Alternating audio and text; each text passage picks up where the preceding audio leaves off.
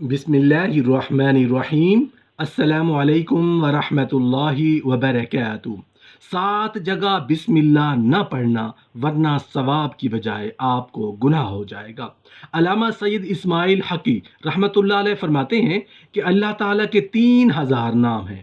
1000 نام فرشتوں کو بتائے، 1000 نام انبیاء علیہم السلام کو بتائے ہیں، 300 نام تورات میں نازل کیے ہیں، 300 نام زبور میں نازل فرمائے ہیں، اور ایک نام کو اپنے پاس محفوظ رکھا ہے، وہ کسی کو نہیں بتایا ہے۔ پھر ان تمام ناموں کے معنی کو بسم اللہ الرحمن الرحیم کے 3 لفظوں اللہ، الرحمن، الرحیم میں سمو دیا ہے۔ تو جس شخص نے بسم اللہ الرحمن الرحیم پڑھا، گویا اس نے اللہ تعالیٰ کو 3000 ناموں کے ساتھ یاد۔ نبی کریم صلی اللہ علیہ وآلہ وسلم نے فرمایا، جس دعا کے شروع میں بسم اللہ الرحمن الرحیم پڑھی جاتی ہے اور وہ رد نہیں ہوتی، قیامت کے دن میری امت کی بسم اللہ الرحمن الرحیم پڑھنے کی وجہ سے نیکیاں بھاری وزن والی ہو جائیں گی۔ نبی کریم صلی اللہ علیہ وآلہ وسلم نے فرمایا کہ اللہ تعالیٰ نے اس آیت کو ہر بیماری کے لیے شفا، ہر مفلسی کے لیے دولت، اور دوزخ سے پروانہ، اور زمین میں دھنسنے، صورتیں بگڑنے اور سنگ باری کے عذاب سے محفوظ رہنے کا ذریعہ بنایا ہے، مگر جب تک لوگ اس کی تلاوت پر کاربند رہیں۔ محترم ناظرین، بچوں کے گرنے پر اکثر لوگ بے ساختہ بسم اللہ کہتے ہیں۔ یقیناً یہ اسی فرمان نبوت پر متواتر عمل کا اظہار ہے، اور یہ تو آزمودہ ہے کہ بسم اللہ کہنے سے بچہ چوٹ سے بچ جاتا ہے، اگر چوٹ لگے بھی تو تکلیف کا احساس کم ہو جاتا ہے۔ محترم ناظرین، قرآن مقدس اللہ کی عظیم کتاب ہے، یہ برکت والی کتاب ہے، اس کی آیتیں مومنوں کے لیے شفا ہے، اس کے ایک ایک حرف پڑھنے میں 10 نیکیاں اللہ نے مقرر فرمائی ہیں۔ قرآن مقدس دنیا اور آخرت کی پریشانیوں کا علاج ہے، قرآن مقدس رحمتوں کا خزانہ ہے، لیکن اس عظیم رحمت والے خزانے سے مالا مال ہونا چاہتے ہو تو پہلے سچے دل سے بسم اللہ الرحمن الرحیم پڑھو، پھر اس خزانے کو کھولو اور زیادہ سے زیادہ اللہ کی رحمتوں کو حاصل کرو۔ جب قرآن مقدس جیسی عظیم کتاب بغیر بسم اللہ الرحمن الرحیم کے نہیں کھلتی، تو دوسرے جائز کام، برکتیں بغیر بسم اللہ پڑھے کیسے حاصل ہو سکتی ہیں؟ حضرت عثمان بن عفان رضی اللہ عنہ نے رسول اللہ صلی اللہ علیہ وآلہ وسلم سے بسم اللہ الرحمن الرحیم کی نسبت سوال کیا تو آپ نے فرمایا، یہ اللہ تعالیٰ کا نام ہے، اللہ تعالیٰ کے بڑے ناموں اور اس میں اس قدر نیکی ہے جیسے آنکھ کی سیاہی اور سفیدی میں۔ حضرت ابن مسعود رضی اللہ عنہ فرماتے ہیں کہ جہنم کے 19 داروغوں سے جو بچنا چاہے وہ بسم اللہ الرحمن الرحیم پڑھے، کیونکہ اس کے بھی 19 حروف ہیں، ہر حرف پر فرشتے سے بچاؤ بن جائے گا۔ اسے ابن عطیہ نے بیان کیا کہ لیکن کچھ ایسی جگہیں ہیں جہاں پر بسم اللہ الرحمن الرحیم پڑھنا حرام ہے، جائز ہی نہیں ہے۔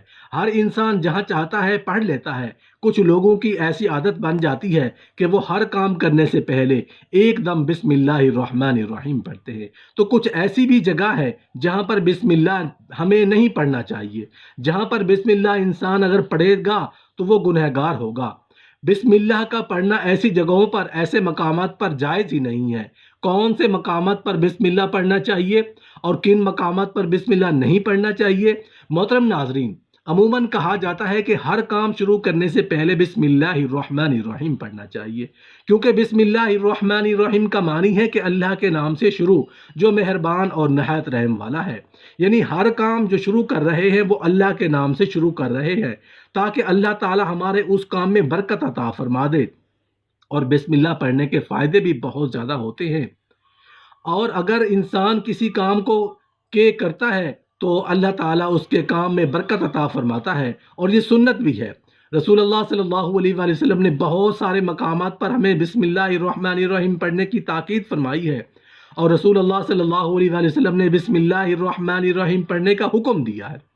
اب اگر آپ کوئی بھی نیک کام شروع کر رہے ہیں، اس نیک کام شروع کرنے سے پہلے بسم اللہ الرحمن الرحیم پڑھ لیں گے تو آپ کی سنت بھی ادا ہو جائے گی، اور اس پر آپ کو ثواب بھی ملے گا، اس کی برکتیں بھی آپ کو ملیں گی۔ اگر آپ نے کسی نیک کام شروع کرنے سے پہلے بسم اللہ پڑھ لیا تو پھر انشاءاللہ اس میں آپ کا نقصان نہیں ہوگا، اللہ تعالیٰ خود آپ کا حامی و مددگار اور ناصر بن جائے گا، کیونکہ آپ نے اپنے اس کام کو اللہ کے نام سے شروع کیا ہے کہ ہمارا کام تھا کرنا، اور بندہ کیا کرتا ہے جو اس کے بس میں ہوتا ہے۔ नेक काम हम शुरू कर रहे हैं, खाना खा रहे हैं, तो हमें बिस्मिल्लाह पढ़ने की ताकीद की गई है। लेकिन बहुत सारे लोग ऐसे होते हैं जो कुछ हराम काम करते हैं। जैसे मिसाल के तौर पर अगर कोई इंसान जुआ खेल रहा है तो उसमें बिस्मिल्लाह का पढ़ना हराम है कि अल्लाह के नाम से शुरू। अल्लाह ने कब कहा था कि आप जुआ खेलो? अल्लाह ने कब कहा था कि आप शराब पियो जाकर? अल्लाह ने कब कहा था कि आप झूठ फरेब मक्कर करो जाकर? अल्लाह ने तो कहा ही नहीं कि एक शख्स ने बड़ी आलीशान कोठी बनवाई और उस पर लिखा हाजा मिन फजली रब्बी, और शैतान नीचे बैठा रो रहा है। तो लोगों ने पूछा क्यों रो रहा है? उसने कहा देखो, मैंने उससे झूठ बुलवाया, फ्रॉड करवाया, हमने उसकी बिल्डिंग फ्रॉड करके बनवा दी और ये लिख रहा है हाजा मिन फजली रब्बी। ये मेरे रब का फजल है। अल्लाह ने कहाँ कहा था कि झूठ बोलकर कमाना? अल्लाह ने कहाँ कहा था ढोंग करके?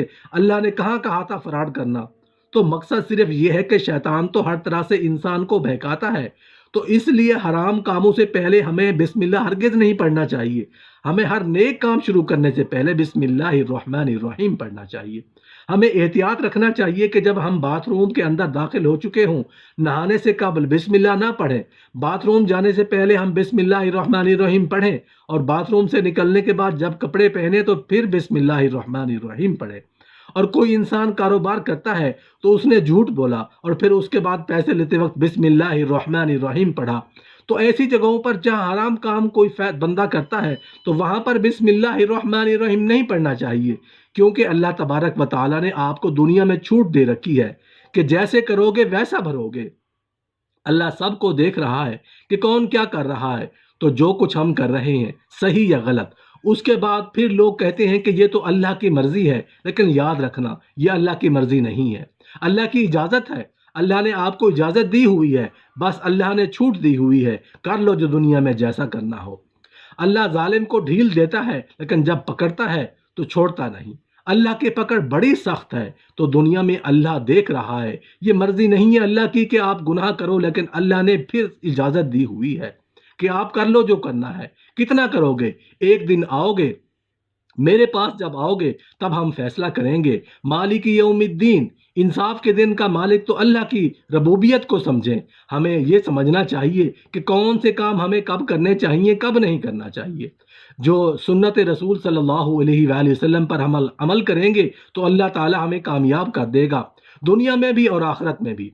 नबी करीम सल्लल्लाहु अलैहि वसल्लम ने फरमाया कि हज़रत जिब्राईल अलैहिस्सलाम ने कसम खाकर ये हदीस बयान करते हुए फरमाया कि हज़रत मीकाईल अलैहिस्सलाम ने कसम खाकर बयान करते हैं और फरमाते हैं कि हज़रत इसराफील अलैहिस्सलाम कसम खाकर बयान करते हैं कि अल्लाह ताला ने फरमाया है कि ए इसराफील, मैं अपनी इज्जत और बख्शिश और जलाल और करम की कसम खाकर कहता हूँ कि जो शख्स बिस्मिल्लाहिर्रहमानिर्रहीम की मीम को सूरह फातिहा के साथ मिलाकर एक मर्तबा भी पढ़ ले तो तुम गवाह रहो कि हम उसकी ज़ुबान को नहीं जलाऊंगा और उसको जहन्नम और कब्र के अजाब में पनाह दूंगा और क़यामत के अजाब से बचाऊंगा। यही बात शेख अकबर ने अपनी किताब फतूहात में लिखी है कि जब तुम सूरह फातिहा पढ़ो तब एक ही सांस में बिस्मिल्लाह के साथ सूरह फातिहा मिलाकर पढ़ो।